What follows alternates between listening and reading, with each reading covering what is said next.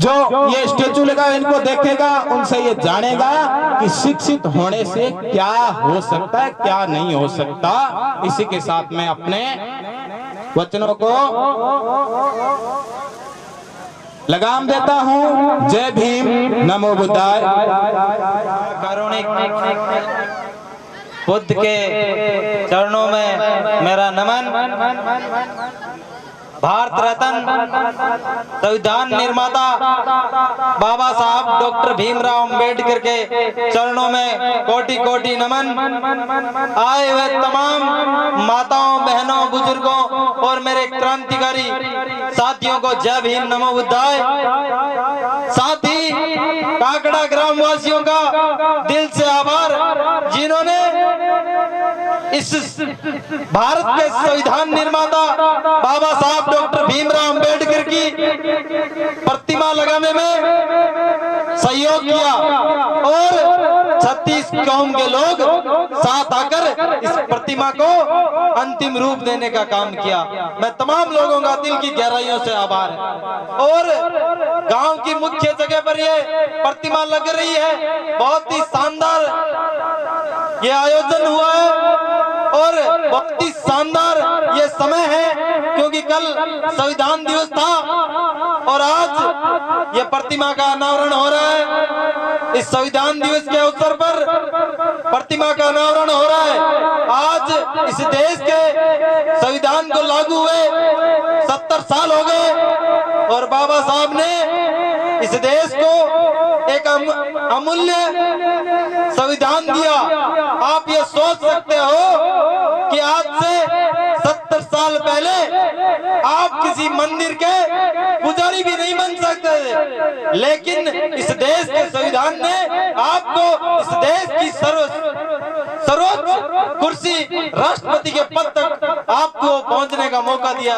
ये इस देश के संविधान से भी हो पाया है।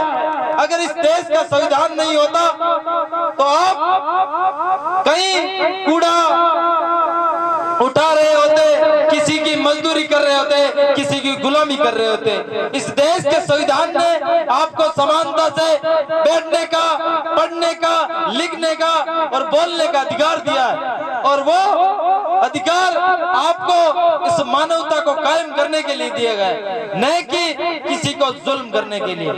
आज इस देश में सभी लोग समान रूप से रह रहे हैं, इसका कारण इस देश का संविधान है।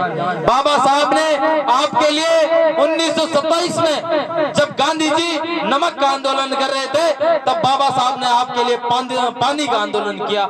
महाड़ में चौधार तालाब में जब कुत्ते, बिल्ली और अदर जो स्वर्ण जातियां थी वो पानी पी सकती थी और जो आज की SC ST OBC है, जो शूद्र जातियां हैं, वो पानी नहीं पी सकती थी। उस टाइम बाबा साहब ने आपके लिए आंदोलन करके उस तालाब में पानी पिया और आपके लिए आंदोलन किया। तो आप सोच सकते हो कि बाबा साहब ने आपके लिए कितना आंदोलन किया और कितनी लड़ाई लड़ी। बाबा साहब के 3 मूल मंत्र हैं कि शिक्षित बनो, संगठित रहो और संघर्ष करो। आपको ज्यादा से ज्यादा शिक्षा प्राप्त करनी है और आगे बढ़ना है। और जब तक आप शिक्षा नहीं प्राप्त करोगे आपका जीवन पशु के समान रहेगा। जब तक आप शिक्षा नहीं प्राप्त करोगे आप आगे नहीं बढ़ पाओगे, आपकी समझ नहीं बढ़ेगी, आपके पास पैसा नहीं आएगा। आपको सोचना होगा कि हमें किस तरह शिक्षा प्राप्त करनी होगी। अब जब हम शिक्षा प्राप्त करेंगे तो हम पर पैसा आएगा तो सोच आएगी और सोच आएगी तो मजबूती आएगी और जब मजबूती आएगी तो किसी की हिम्मत नहीं कि हमका शोषण करें। तो हमें चाहिए कि हम ज्यादा से ज्यादा शिक्षा प्राप्त करें और पैसा प्राप्त करें। हम चाहे कैसे हो, आर्थिक रूप से जब मजबूत होंगे तो किसी की हिम्मत नहीं कि हमारा शोषण करें। तो हमें चाहिए कि हम ज्यादा से ज्यादा एजुकेशन प्राप्त करें, पैसा प्राप्त करें और एकत्रित रहे, संगठित रहे, संघर्ष करे, समानता की लड़ाई लड़े। जब भी किसी गरीब पे जुल्म हो रहा हो, किसी मजदूर पे जुल्म हो रहा हो तो आपका फर्ज बनता है कि उस गरीब मजदूर के संघर्ष में आप साथ खड़े हो, क्योंकि अगर आप उस गरीब मजदूर के संघर्ष में साथ खड़े नहीं हुए तो ये देश का संविधान जर्जर होकर खत्म हो जाएगा और वही 1947 के पहले ठाकुरवादी व्यवस्था लागू हो जाएगी। और आप सोच सकते हो ठाकुर सिर्फ चंद लोग ही होते हैं और इस देश के संविधान में आप तमाम लोग शासक हो। शासक की बात आई तब मैं आपको बता देना चाहता हूं कि इस देश में जनता ही सब कुछ होती है। अब जनता तय करती है कि हमारा राजा कौन होगा। अगर जनता चाहेगी उसी को ही राजा बनाएगी। कल मैं बाबा साहब का एक वीडियो देख रहा था, उसमें बाबा साहब कह रहे थे कि जनता जब तक अपने सही प्रतिनिधि को चुनकर आगे नहीं भेजेगी तो फिर कोई मतलब नहीं है इस चुनाव का। अगर जनता अपने प्रतिनिधि के रूप में किसी मूर्ख आदमी को चुन लेती है तो वही सब कुछ होगा जनता के लिए। तो जनता को चाहिए कि वो पहले सही आदमी का चुनाव करना सीखे। जब तक आप वोट सही जगह देना नहीं सीखेंगे कोई मतलब नहीं है कि आप क्या कर रहे हो क्या नहीं कर रहे। आप जब चुनाव होते हैं तो लोगों की बातों में, पैसों में, पाओ में, इन चीजों में अगर नहीं बिकते हो तो यकीनन आपका काम सही होगा, आप सही रूप से आगे बढ़ोगे। अगर आपने चुनाव के वक्त पैसों को तवज्जो दी तो ये समझ लेना कि आगे 5 साल वो पैसा आपसे ही वसूल होगा। जो चुनाव में दारू बांटी जाती है, जो पैसा बांटा जाता है, अगले 5 साल में आपसे ही वसूल होगा। इसीलिए आप तमाम लोगों को वोट के टाइम ध्यान रखना होगा कि किस तरह एक मजबूत प्रतिनिधि जो गांव का, जो आपका पैसा, जो जनता का टैक्स का पैसा है, किस तरह गांव के विकास में, शहर के विकास में और देश के विकास में लगा, ये सोचना होगा। और आज मैं बहुत ही खुश हूं क्योंकि आज बड़ी संख्या में मेरी माताएं और बहनें इस कार्यक्रम में शामिल हैं। बाबा साहब कहते हैं कि किसी देश की प्रगति इस बात पर निर्भर करती है कि उस देश में महिलाओं की शिक्षा दर क्या है, मतलब उस देश में महिलाएं कितनी पढ़ी लिखी है, इस बात से वो देश की प्रगति निर्भर करती है। आज बड़ी संख्या में महिलाएं आई हैं, वो महिलाएं घर जाकर बाबा साहब को पढ़ेगी तो यकीनन ये देश आगे बढ़ेगा, विचारधारा जुड़ेगी। महिलाओं को मैं कहना चाहता हूं कि आप उन तमाम परंपराओं को छोड़े जिनकी वजह से आप गरीब बने हो। आपको उन तमाम परंपराओं को छोड़ना होगा जिनकी वजह से ये गरीबी आई है। गरीबी ही गुलामी का असली कारण है। गरीबी और मानसिक गुलामी आपको छोड़नी होगी। जब आप गरीबी और मानसिक गुलामी से लड़ना सीख जाओगे उस दिन आप सही मायने में आजाद हो जाओगे। आपको चाहिए इस गरीबी और मानसिक गुलामी के खिलाफ आंदोलन चलाया जाए। और मैं साथ ही काकड़ा ग्राम के सरपंच साहिबा मंजू देवी जी का भी दिल से आभार करता हूं कि उन्होंने इतना साहसिक कार्य किया है। और सरपंच तो नौका में बहुत है लेकिन हिम्मत बहुत कम लोग कर पाते हैं। जैसा कि भाई अमरदीप ने बताया कि पिछले अभी कुछ दिनों में मेंसर में एक गांव की गुआड़ के बीच 36 कौम के लोगों ने मिलकर एक सामाजिक सद्भाव का काम किया है और इस सामाजिक मेलजोल बढ़ाने का काम किया और बाबा साहब की प्रतिमा स्थापित करने का काम किया। जब बाबा साहब सिर्फ एससी और एसटी के नेता नहीं है, बाबा साहब संपूर्ण विश्व के नेता है। बाबा साहब दुनिया में उन एकमात्र लोगों में से हैं जिनकी लंदन म्यूजियम में कार्ल मार्क्स के साथ प्रतिमा लगी है। बाबा साहब की विश्व के 4 बड़ी यूनिवर्सिटियां, कल कोलंबो और अमेरिका की मेलबर्न यूनिवर्सिटी के समेत 2 और दक्षिण अफ्रीका की यूनिवर्सिटियां हैं, उनमें बाबा साहब की प्रतिमा स्थापित है। 2004 में कोलंबिया यूनिवर्सिटी ने अपना रिकॉर्ड निकाला कि अब उनके पूरे इतिहास में सबसे ज्यादा पढ़े हुए लोग कौन है, तब उन 100 लोगों में से सबसे ऊपर बाबा साहब का नाम आया। तो आप सोच सकते हो बाबा साहब कितने विद्वान और पढ़े लिखे लोग थे। बाबा साहब ने इस देश के ओबीसी के लिए भी बहुत ज्यादा संघर्ष किया।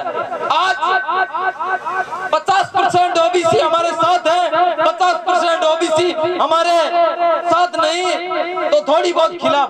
उनका कारण है अज्ञानता। उन्होंने बाबा साहब को पढ़ा ही नहीं है। बाबा साहब ने ओबीसी को हमसे ज्यादा रिजर्वेशन 27% रिजर्वेशन ओबीसी को दिया। यह ओबीसी को सोचना चाहिए कि बाबा साहब ने एससी एसटी और ओबीसी माइनॉरिटी सारों के लिए काम किया। क्योंकि अगर आप सोच सकते हो कि 1947 पहले एससी और एसटी ओबीसी किस में आती थी, आप सोच सकते हो कि ओबीसी 1947 से पहले वैश्य क्षत्रिय और ब्राह्मण में तो आती नहीं होगी, शूद्र में आती। तो ओबीसी हमारे साथ ही थी, लेकिन तमाम भटकाव और मानसिक भिन्नता के चलते ओबीसी हमारे से भटक रही है। मैं ये कहना चाहता हूँ ओबीसी के लोगों से कि बाबा साहब हम सिर्फ हमारे नहीं थे, वो सब लोगों के थे। बाबा साहब ने सबके लिए समान रूप से संघर्ष किया। बाबा साहब चाहते हैं कि देश में मैत्री, करुणा और समानता की विचारधारा स्थापित। हम सब लोग मिलजुल कर आगे बढ़े, इस देश, गांव और विश्व के विकास में अपना योगदान दे। तमाम लोगों का दिल की गहराइयों से आभार और माताओं बहनों का कोटि कोटि धन्यवाद, जिन्होंने अपना कीमती समय निकालकर इस प्रोग्राम में आने का कष्ट किया। जय भीम, नमो बुद्धाय। वाला नहीं होगा, इसलिए जो शेरनी का दूध पिएगा वही तो धाड़ेगा। मैं इस आगे की कड़ी में बुलाना चाहूंगा भीम सेना के प्रदेश अध्यक्ष बड़े भाई राजेंद्र जी नौसरिया, वो मंच की कड़ी पधारे। चलो चलो चलो चलो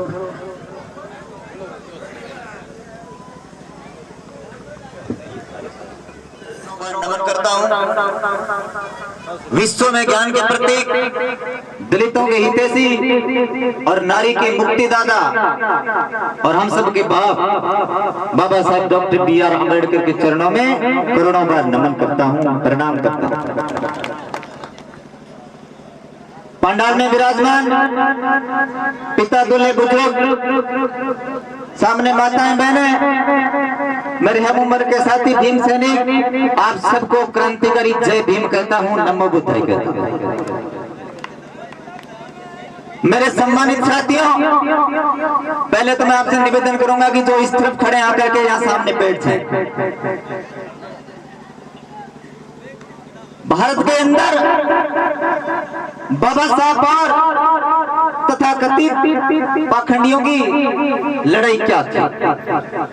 बाबा साहब डॉक्टर बी.आर. अम्बेडकर की किसी भी जाति, किसी भी धर्म, किसी भी वर्ग, किसी भी वर्ण के साथ जाति लड़ाई नहीं थी।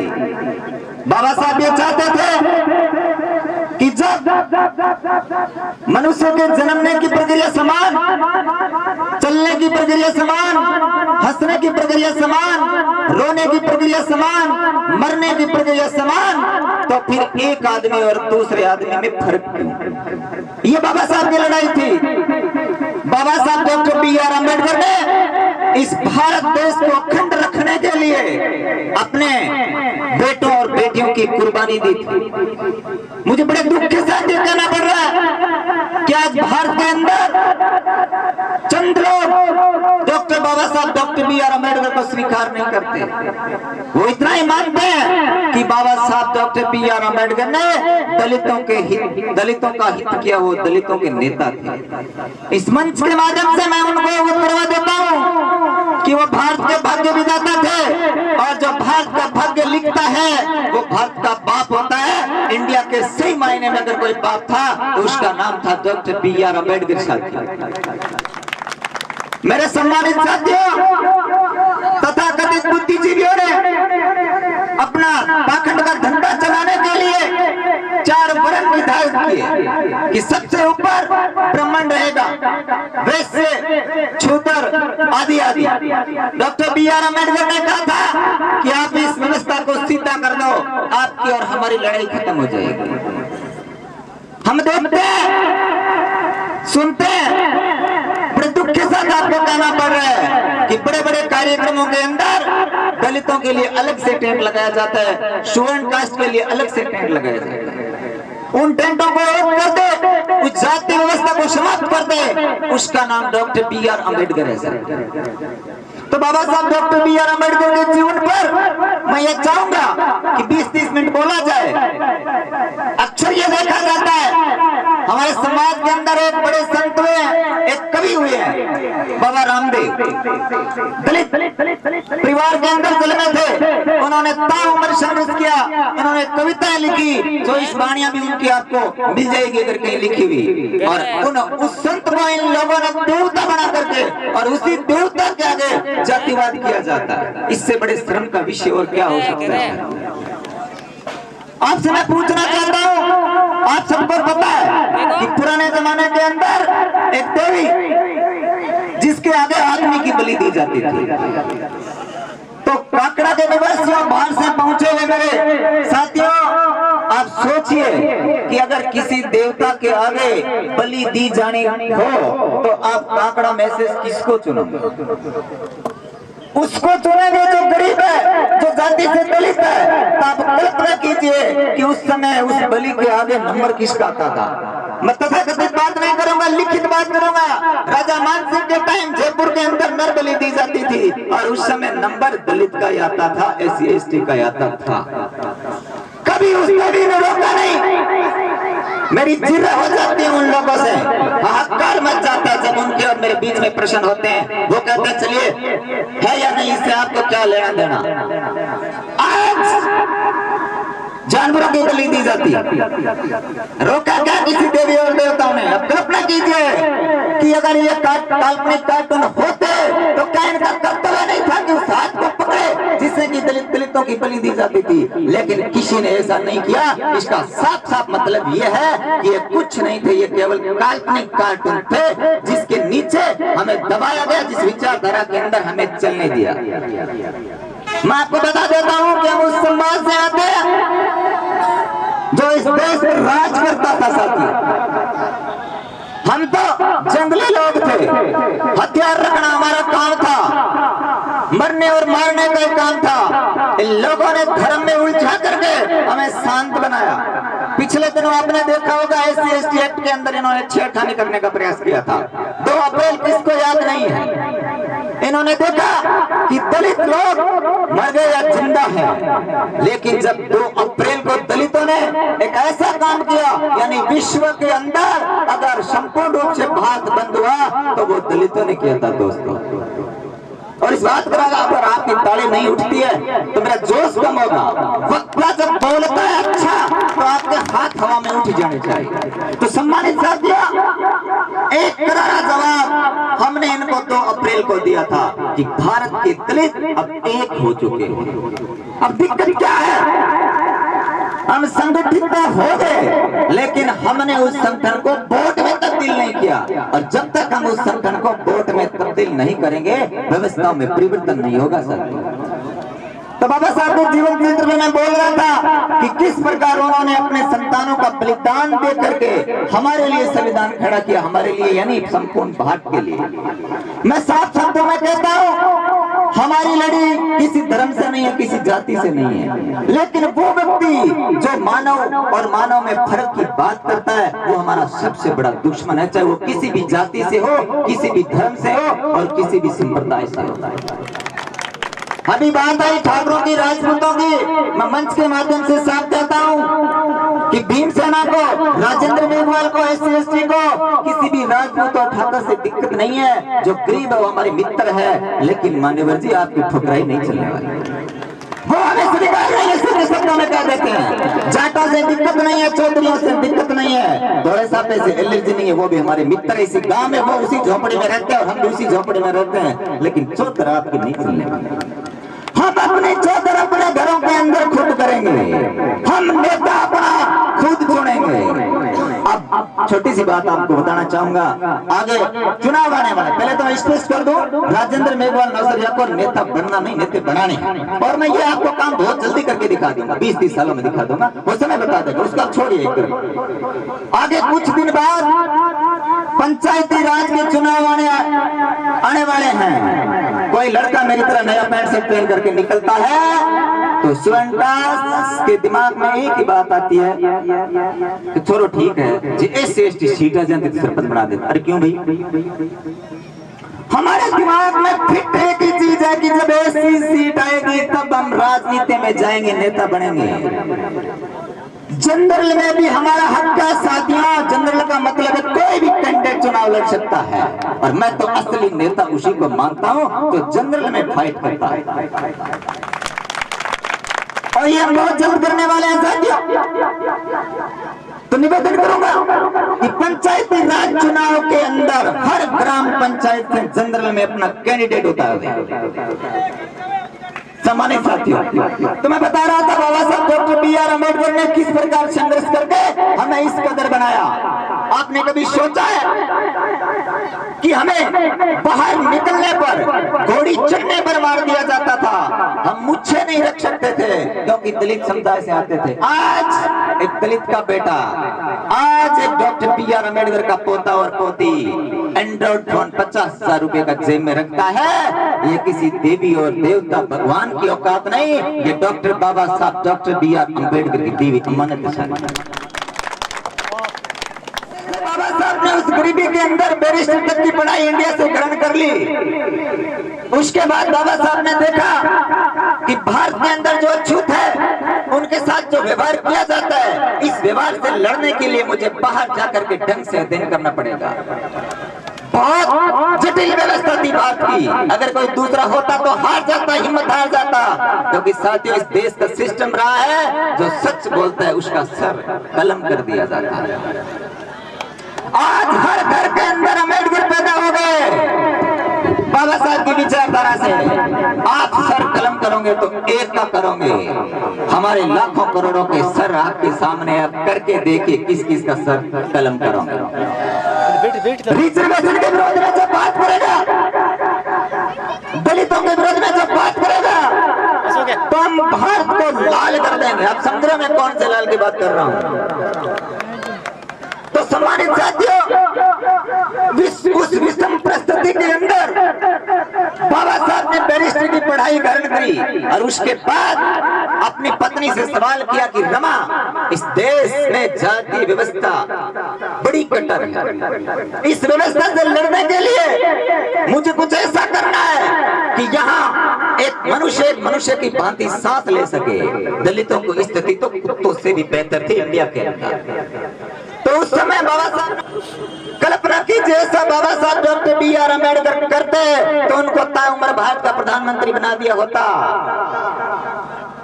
याद कीजिए रिजर्वेशन के लिए वो किस प्रकार लड़े थे। बाबा साहब ने रिजर्वेशन मांगा नहीं था। Doctor B.R. अम्बेडकर ने कहा था कि भारत के अंदर दलितों के साथ कुत्तों जैसा व्यवहार किया जाता है, इसलिए हम भारत में नहीं रहना चाहते, हमें प्रथम निर्वाचन दे दीजिए। नहीं दिया, पुन्ना पे समझौता हुआ। बाबा साहब के चरणों में गिड़गिड़ाते हुए गिरते पड़े थे और कहा था कि हम आपको स्पेशल ट्रीटमेंट देंगे, यानी दलितों के साथ अन्याय है, उनको दबाया गया है, उनको मानवता तक बराबर आने के लिए हम आपको स्पेशल ट्रीटमेंट देंगे। और पैरों में गिर के जिक्र में तो मैं आपको कह रहा था कि बाबा साहब डॉक्टर B.R. अम्बेडकर ने अपने बच्चों का बलिदान दे करके हमें इस कदर बनाया था। अंतिम की सब बता देता हूँ कि लोग मंच पर मेरे को बार बार ऐसा मिल रहा है कि आप अपने भाषण को जल्दी खत्म करें। बाबा साहब के अंतिम संतान राज रतन, जिसके लिए बाबा साहब ने सपने संजो करके रखे थे, उसकी मां ने अर्थात रमा ने सपने संजो करके रखे थे कि राज रतन को बड़े होकर के राजा बनाना है। एक समय की बात है साथियों, राज रतन बीमार पड़ गए थे। रमा ने बाबा साहब से कहा, बाबा साहब आप तो कहते थे कि राज रतन बड़े होकर के ये करेगा, आप राजा बनोगे, ये करोगे। कुछ ही देर बाद राज रतन की सांसें थम गई। अब रमा का धैर्य जवाब दे चुका था, रमा के आंखों से आंसू निकल गए। उन्होंने कहा कि बाबा साहब आप तो कहते थे कि राज बड़ा होकर के इस देश पे राज करेगा।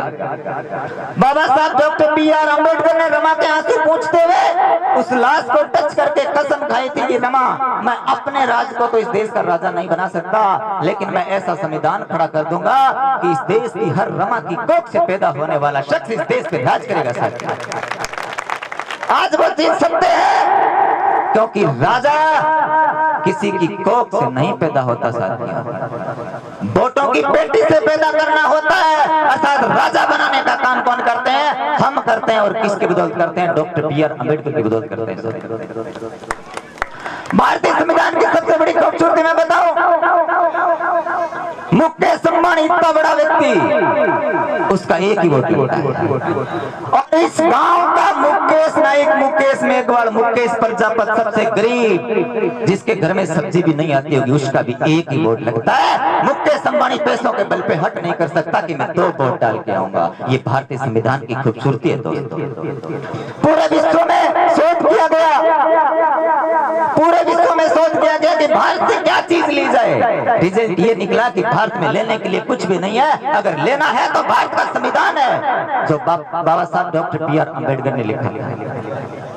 आपने मुझे मंच पे बुलाया, मुझे बोलने का मौका दिया, मेरा मान और सम्मान किया, इसके लिए आप सभी तमाम भीमसेनों का हार्दिक हार्दिक आभार, बहुत बहुत शुक्रिया। आपने सबसे बड़ा काम किया, इस चौक के अंदर प्रतिमा लगा करके, क्योंकि काकड़ा की ये जगह पहले किसी क्षेत्र के नाम से जानी जाती थी, लेकिन आज के बाद अम्बेडकर चौक अम्बेडकर नगर के नाम से जानी जाएगी। इसलिए वो टीम और सरपंच साहिबा मंजू मेघवाल, आपने ये जो काम किया उसकी मैं भूरी भूरी प्रशंसा कहता हूँ। जय भीम कहता हूँ, नमो बुद्धाय कहता हूँ। जय भीम, नमो बुद्धाय। धन्यवाद बड़े भाई साहब। जो बड़े भाई है उन्होंने पहले बोला ही, और बाबा साहब एक ऐसी मिसाल थे, है और रहेंगे जो कभी मिटेंगे नहीं। कई इंसान विरोध करते हैं कि मूर्ति पूजा नहीं होनी चाहिए, बाकी मूर्ति को देखते हैं, उनसे कई सीख भी मिलती है और समझ में भी आती है। क्या जब मनुवाद था, आज से काफी साल पहले देश आजाद हुआ था, मनुस्मृति से देश चलता था, तो ये बाबा साहब का लिखा हुआ संविधान था कि जिससे हमें समानता का अधिकार मिला महिलाओं को, और जो SC ST है, माइनॉरिटी है, और ये अधिकार बाबा साहब ने लिखित संविधान में हमें दिया। तो इस बात पे मैं ज्यादा बढ़ा चढ़ा के बात नहीं कहना चाहता, क्यों कि राजेंद्र जी नौसरी है, भीमसेना प्रदेश अध्यक्ष, उन्होंने भी कह भी दी, हरिराम जी गौरपाल, अमरदीप भाई है और दिनेश बिरट, काफी भाइयों ने ये बात कह दी, तो लंबी चौड़ी करने से तो कोई मतलब नहीं। पर बाबा साहब का एक ही उद्देश्य था कि हमारे हम पिछड़े 2-3 वजह से है। एक तो हमारे में कुरीतियां बहुत ज्यादा है, एक तो पहली है कि हम बच्चों की पढ़ाई, आज सिक्कर झुंझुनू जहाँ देखते हैं SC ST के अंदर टॉपर है, जयपुर भी है, पर बीकानेर क्षेत्र है, जैसलमेर है, जोधपुर है, नागौर है, यहाँ पर बैकवर्ड है, क्योंकि पढ़ाई नहीं होती। 10वीं 11वीं बच्चे ने करी, उसको टिफिन दे दिया जाता है, कब उसकी शादी करके, तो क्या हुआ, बचपन में उसकी शादी कर दी और उसको टिफिन पकड़ा दिया, बेटा मजदूरी करके लिया और यहाँ न्यारो ले गए। तो ये कुरीति तो है, बाल विवाह। तो हो सके तो बाल विवाह नहीं करना चाहिए जब तक हो कि भाई उसकी उम्र आ गई, ठीक है, उसको पढ़ने लिखने दिया जाए। हो सकता है पढ़ लिख करके वो नौकरी लगे बढ़िया वाली, या मान लो धंधे में, रोजगार में, मार्केट में आए, पर वो होता नहीं है। दूसरी कुरीति है, हो सकता है बड़े बुजुर्ग बैठे हैं यहाँ पे, तो नहीं कहनी चाहिए, फिर भी मैं कहूंगा, मेरे दिल की बात है, एक मृत्यु बोध। तो झुंझुनू सिक्कर में तो ये बंद हो गया काफी साल पहले ही, और बीकानेर में भी कईयों ने पहल करी है। तो इस मृत्यु बोध में बेमतलब का पैसा बहुत ज्यादा लगता है, ठीक है ना, वही पैसा अगर बच्चों की पढ़ाई पर लगाया जाए तो पक्की बात है बच्चे सक्सेस होंगे। क्योंकि जब बच्चों की पढ़ाई की बात होती है तो कहते हैं कि पैसा नहीं है, और नहीं होता, और जब मृत्यु बोध होगा तो पैसा दिया जाता है और पैसा पहुंच भी जाता है, और उस पैसे से हम बेमतलब का खाना बनाते हैं, कोई उसमें कमी भी निकालता है, क्या मतलब निकला उससे। तो वो पैसा अगर बच्चे की पढ़ाई पर लगाया जाए तो, एक मध्य प्रदेश का एक उदाहरण है, मेरे याद में है, एक बच्चा था एकदम गरीब घर से, तो उसके पिताजी मजदूर थे, उसने एक ही चीज कही कि मैं सारी जमीन बेच के भी मेरे बेटे को पढ़ाऊंगा, क्योंकि जमीन तो मेरे बच्चे को देनी है, मेरे को वो मेरे मरने के बाद में लेगा तो कोई बात नहीं है, मैं पहले दे दूंगा। तो वो बच्चा IAS टॉपर बना, उसका मीडिया में इंटरव्यू भी आया। तो वो बात है कि देनी तो जमीन बच्चे को है, तो पढ़ाई लिखाई में दे, मृत्यु को जैसी कुरीति में पैसा व्यर्थ करके न करे। तो जो बड़े बुजुर्ग हैं भाई है मेरे बरोबर के और या जो छोटे भाई है तो ये थोड़ी कुरीतियां हैं, इनकी तरफ थोड़ा सा ध्यान दे कि मृत्यु बोझ बंद हो और बच्चों को पढ़ाई के प्रति अग्रसर करे, चाहे वो बच्ची हो। हमारे यहाँ पे बच्चों को ज्यादा पढ़ाई पर अग्रसर नहीं किया जाता था कि सिक्कर झुंझुनू आप देखो SC/ST के अंदर लड़कियां बहुत पढ़ाई के अंदर टॉपर है, शिक्षा के अंदर टीचर लगेंगे, IAS IPS RS RPS आज अपने समाज में है, पहले नहीं थे पर आज अपने समाज में RS RPS मिलेंगे, IAS भी मिलेंगे, IPS भी मिलेंगे। तो आज से पहले ये नहीं था पर ये सब देन है बाबा साहब की। तो हमें इस चीज का अनुसरण करना चाहिए। बाबा साहब ने संविधान में हमें पढ़ाई का हक दिया है, कुछ बनने का हक दिया है तो हम बने, ठीक है ना, न कि कुरीति के अंदर मृत्यु बोझ में व्यर्थ पैसा लगाए, बाल विवाह पर लगाए। ठीक है, जय भीम, जय भारत, जय संविधान। बेटे होती हम 8वीं 10वीं पढ़ाने के बाद उसको स्कूल के बाद नहीं भेजते हैं। आज सिक्कर झुंझुनू के अंदर, शेखावटी क्षेत्र के अंदर, जयपुर के क्षेत्र के अंदर आज बहन बेटी IAS IPS RS तक बन रही है और हमारे यहाँ पर अभी तक बड़ी मुश्किल से कॉलेज तक भेजते हैं, वो भी बड़ी हिचकिचाहट के अंदर। और विशेष अनुरोध रहेगा मेरे ग्रामवासियों के से अपने बच्चों के साथ भी ध्यान रखें पढ़ाई का।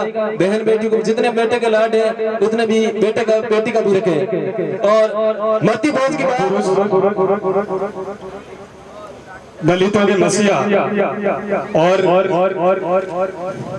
पावर ऑफ कॉलेज बाबा साहब भीमराव अंबेडकर के चरणों में कोटि कोटि कोटि, जिनकी बदौलत आज मेरे हाथ में माइक है और मैं अपने लोगों के बीच बोल रहा हूँ। और आज के इस कार्यक्रम में पधारे हुए तमाम अतिथिगणों का स्वागत करता हूं और सबसे ज्यादा स्वागत करता हूं मैं इन कांगड़ा ग्रामवासियों का। तो एक बार जोरदार इन कांगड़ा ग्रामवासियों के लिए जोरदार तालियां बजाकर इनका स्वागत अभिनंदन हो जाए। बहुत अच्छी मिसाल कायम की है ग्रामीण वासियों ने, इस गांव के सरपंच महोदय ने। और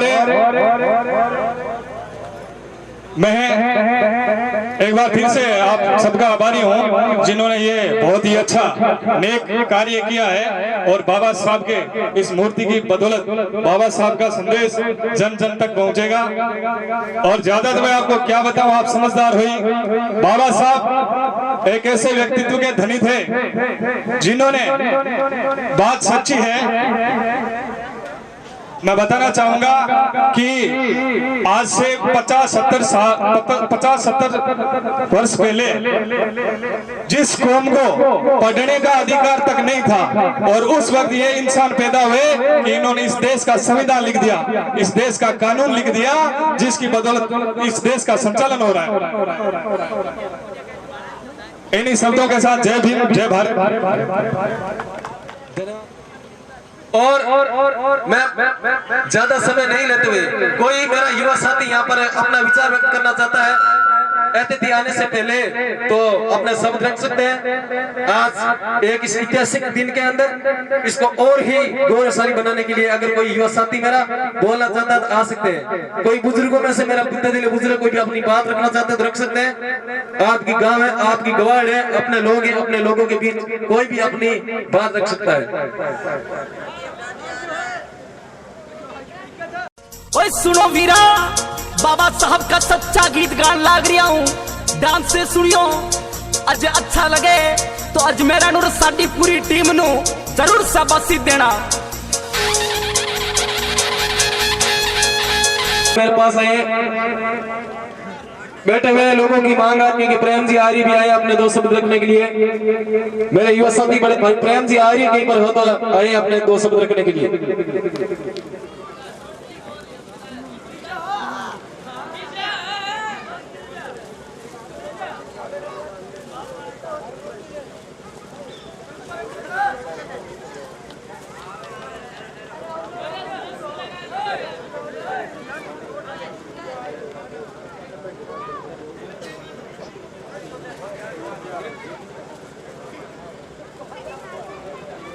हमारे बीच पशु चिकित्सा अधिकारी श्रीमान डॉक्टर बिरमाराम जी बोध हमारे बीच पधारे हैं। एक बार जोरदार तालियों से स्वागत श्रीमान डॉक्टर बिरमाराम जी, पशु चिकित्सा अधिकारी।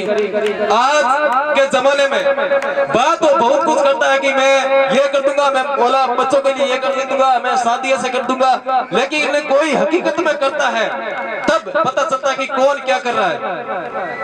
आज से 3 दिन पहले डॉक्टर साहब ने अपने बच्चे की शादी की थी, एकदम ऐसी शादी की थी साई तक नोखा में या हमारे बीकानेर में भी ऐसी कोई शादी नहीं हुई थी, ना कोई दहेज लिया। सामने वाले ने स्पष्ट कह दिया भी आप अपनी 21 वर्ष की बेटी मुझे पढ़े लिखा कर दे रहे हो, इससे बड़ा मेरे लिए और क्या दान हो सकता है। डॉक्टर साहब के लिए बहुत ही और जो डॉक्टर साहब की घर की पुत्रवधू बहू रानी आई थी, एकदम सिंपल कपड़ों में बैठी थी, न कोई ऊपर घूंघट था, न गहने और घूंघट थे। डॉक्टर साहब कहा मेरी बेटी स्पष्ट कह दिया कि मुझे दहेज में आपका 1 रुपए भी नहीं चाहिए। मैं डॉक्टर साहब एकदम शांत और सर्व सभा से, न कोई डीजे था, न कोई ढोल था, न कोई धमाका था, सिर्फ एकदम शानदार तरीके से 15-20 मौजूद लोगों के साथ गए। वहां पर ना कोई चौरी मांडी, ना ही वहां पर कोई निकाह पड़ा, सिर्फ बाबा साहब की प्रतिमा के आगे बुद्ध वंदना करके और बेटी को अपनी बहू बना करके घर लाया। और हमारा समाज और प्रगति के आगे बढ़ेगा और भारत दुनिया को टक्कर देने में आएगा, वरना इस फिजूल खर्चे से हमारा देश आगे नहीं आएगा, ना समाज बढ़ेगा, ना हमारी शिक्षा का महत्व आगे बढ़ेगा।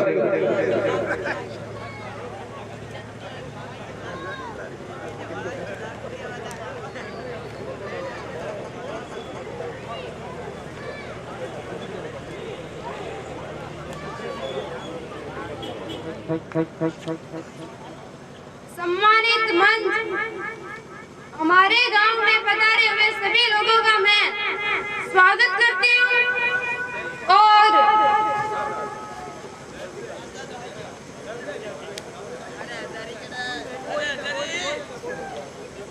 मैं आज आप सभी लोगों के सामने बाबा साहब के बारे में 2 शब्द कहना चाहती हूँ जो इस प्रकार है। बाबा साहब का जन्म 14 अप्रैल 1891 ईस्वी में महू मध्य प्रदेश में हुआ था। इनके पिता का नाम रामोजी सतपाल था तथा इनकी माता का नाम भीमाबाई था। वह बहुत गरीब थे।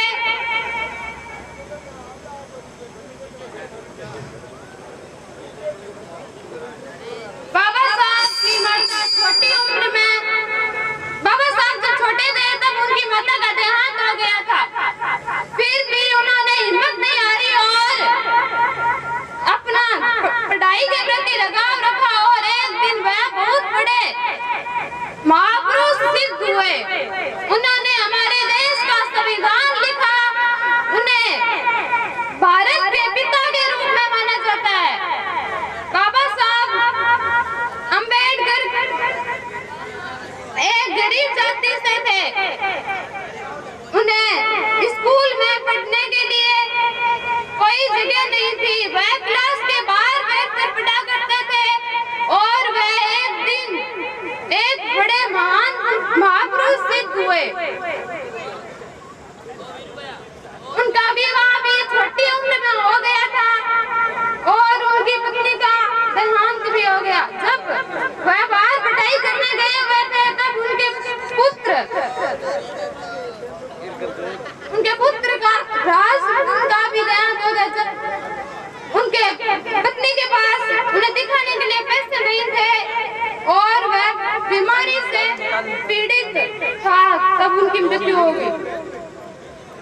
इस पर बाबा साहब ने कहा कि रमाबाई, इस पूरे देश के लोग हमारी औलाद है। अगर हम अपने बेटे राष्ट्ररत्न को राजा नहीं बना नहीं सके तो हम इस पूरे देश के अपने बेटों को आगे बढ़ने के लिए प्रेरित करेंगे। बाबा साहब ने छुआछूत का विरोध किया और समाज में महिलाओं को आगे बढ़ने का अधिकार नहीं था।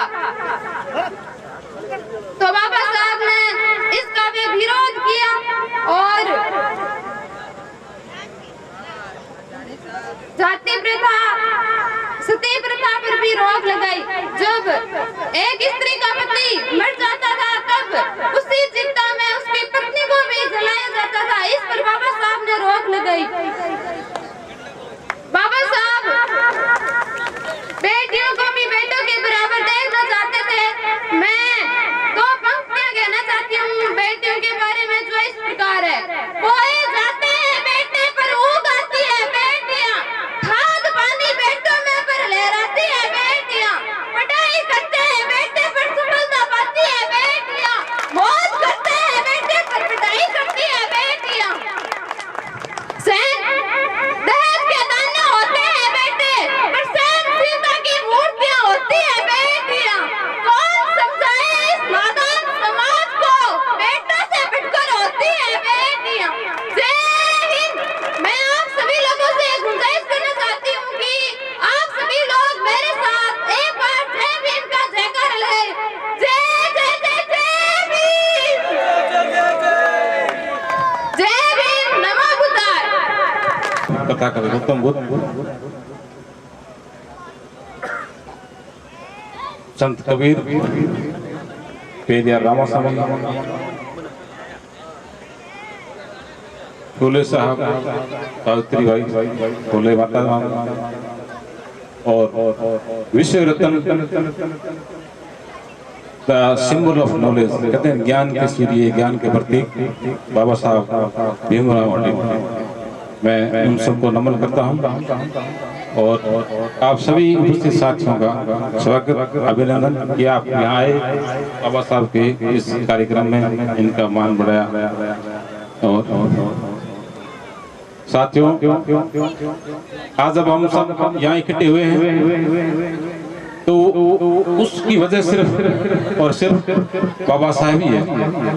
बाबा साहब ने संविधान बनाकर हम सबको आगे बढ़ने के लिए, ज्ञान अर्जन करने के लिए, व्यवसाय करने के लिए, मतलब सभी प्रकार के अधिकार हमें 26 जनवरी 1950 को ही मिले थे। उससे पहले हमारी क्या स्थिति थी, आज भी हमारे जो गांव के बुजुर्ग बैठे हैं वो अच्छी तरह से बता सकते हैं। और मतलब 80% तो अभी भी वही स्थिति चल रही है, आप लोगों को पता ही है। गाँव में अभी हमारे समाज की स्थिति है वो बिल्कुल भी सोचनीय है। वो जो बाबा साहब की इच्छा थी कि हमारा समाज आगे बढ़े, उन्नति करे, सम्मान के साथ जिए, वो सम्मान अभी तक हम अर्जित नहीं कर सके हैं। ये या तो कहें हमारे देश की विडंबना है या उन लोगों की मनोभावना है जो अपने आप को बदल नहीं पाए हैं। तो मैं उन सबसे ये निवेदन करना चाहूंगा कि वो अपनी मानसिकता को बदलें और बहुजन समाज में जैसे जिस जाति को वो नीच मानते हैं तो वो हकीकत में नीच है ही नहीं। अपने मन से उनकी भावना है वो अपने निकाल दें और इन भाइयों के अपने बराबर का अधिकार देवें, तभी हमारा भारत आगे बढ़ सकेगा। और नहीं तो उसी पुरानी व्यवस्था में चलता रहेगा। तो साथियों, एक बार जय भीम का नारा लगाएं। जय भीम, जय भीम। नहीं कि इज्जत का है, ये जो बहने बैठी है देखो, इनमें से कोई घूंघट है क्या, या इनकी कोई इज्जत कम हुई? बिल्कुल नहीं है। तो इसको आप अपनी इज्जत से मत मानो। आप सभी पुरुष है, महिलाओं को बराबर का दर्जा दें और उनसे गुलामी से मुक्त करें, तभी समाज में जागृति आएगी और समाज आगे बढ़ेगा। तो बाबा साहब ने कहा था आप पंचशील का पालन करो, लेकिन हम लोगों ने उनकी बात को नहीं माना। बाबा साहब ने ऐसी किसी महिला को वंचित नहीं रखा अधिकार और हक देने के लिए, चाहे वो किसी भी समाज की हो, किसी भी धर्म की हो, सभी महिलाओं के अधिकारों के लिए बाबा साहब ने लड़ी और हिंदू कोल ने वो संविधान में संसद में पेश किया था। लेकिन जो लोग महिलाओं के अधिकार के खिलाफ है उन्होंने उस बिल का विरोध करके पास नहीं होने दिया। सती प्रथा जैसे संपत्ति का अधिकार है, शिक्षा का अधिकार है, वो महिलाओं के लिए वर्जना थी। आज भी देख लो वहाँ सबरीमाला के मंदिर में महिलाओं को परे से वर्जित है। ऐसा क्यों कर दे? अब आपके तो महिला शक्ति का हम पूछते हैं, महिलाओं को पूछते हैं, महिलाओं को नमन करते हैं, तो पुरुष का जन्म ही जिस महिला के कोख से हुआ है वो अपवित्र कैसे हो सकती है? बताओ, क्या है संभव ऐसा? इसलिए महिलाओं को अगर इज्जत देना है, सम्मान देना है, तो बातों करने से नहीं होगा, आपको हकीकत में उनको मान सम्मान देना ही पड़ेगा। बाबा साहब इसीलिए अधिकार दिए महिलाओं को कि आप संविधान से रक्षित है, तो महिलाओं को और हमें इस संविधान की रक्षा करनी चाहिए, जिस वजह से हमारी अध्यक्षता सुरक्षित है। अगर संविधान नहीं होगा तो आप सब गुलाम ही रहोगे, ये निश्चित है। इसलिए इसका सम्मान करें और महिलाओं का सम्मान करें और अपने सम्मान को आगे बढ़ाएं। जय भीम, जय भारत। जिला प्रमुख साहिबा श्रीमती सुशील जी सेवर, लोका प्रधान श्रीमान कन्यालाल जी सर, लोका वीडियो साहिबा सारा चेतन सिंह जी, श्रीमान तहसीलदार जी, द्वारका प्रसाद शर्मा हमारे बीच मदद चुके हैं। आप समस्त ग्रामवासियों का जो इंतजार की घड़ियां थी, जोरदार तालियों के स्वागत श्रीमान जिला प्रमुख साहिबा।